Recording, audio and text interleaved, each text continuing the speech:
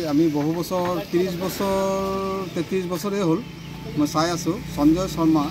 এটা শিক্ষিত নিবনুৱা যুৱক তেওঁ বিকম পাছ কৰি তেওঁৰ মা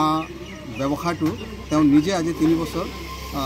সুন্দৰকৈ অকলে চলাই আছে আৰু তেওঁৰ দোকানৰ যিখিনি বস্তু খুব উন্নত মানৰ পিঠা খাজা গজা সন্ধিয়া হ'লে চিঙৰা আৰু খাটি গাখীৰৰ চাহ আৰু ল'ৰাটো লাজ নকৰাকৈ ধুনীয়াকৈ চলাই গৈছে আৰু অমায়িক ব্যৱহাৰ বহুত দূৰৰ পৰা মানুহ আহে ইয়াত চাহ খাবলৈ সন্ধিয়া ৰাতিপুৱা 10টাৰ পৰা সন্ধিয়া আপোনাৰ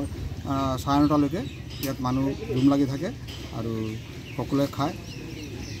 হয় আমি বিভিন্ন সময়ত দেখি আজি তেওঁ বিকম পাছ কৰি চাহ দোকান চলাই আছে ইয়াত লাজ কৰিবলগীয়া কথা নাই নিজৰ ব্যৱসায় নিজে চলাব লাগে আৰু মই যুৱচামক আহ্বান কৰিম বাহিৰত গৈ প্ৰাণ হেৰুৱাই আজি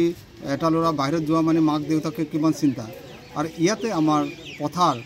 আৰু বজাৰখন আমাৰ অসমীয়া ল'ৰাই দখল কৰিব পৰা হ'ব লাগিব আৰু লাজটো এৰিব লাগিব লাজ নেৰিলে ব্যৱসায় কেতিয়াও সফল হ'ব নোৱাৰে আৰু বাহিৰত গৈ তেওঁলোকে কি কৰি আছে বাহিৰত গৈতো তাতকৈ বেছি সৰু কামেই কৰি আছে কিন্তু আমাৰ ইয়াত কৰিবলৈ কি অসুবিধা আছে আমাৰ ইয়াত অসমত থাকি অসমৰ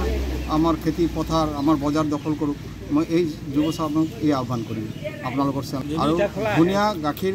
গৰুৰ গাখীৰৰ যদি একাপ চাহ জুতি লগাই খাব বিচাৰে আপোনালোকে আমাৰ সঞ্জয় শৰ্মাৰ দোকানলৈ আহিব ইটাখোলা থানা ৰোডত আৰু ধুনীয়াকৈ একাপ চাহ খাই যাব পাৰিব আৰু পিয়ৰ গৰু গাখীৰে চাহ ইয়াত কোনো হেৰি নাই আপোনালোকৰ আহ্বান জনালোঁ আহক যথেষ্ট লোকৰ ভিৰো হয় আজি আমাৰ স্কুলৰ টিচাৰবিলাকৰ পৰা আৰম্ভ কৰি অফিচটো ইয়াত নাই ধৰক মোটামুটি সব হেৰি স্কুলবিলাকৰ টিচাৰবিলাকে আহি ইয়াত খায় ধন্যবাদ।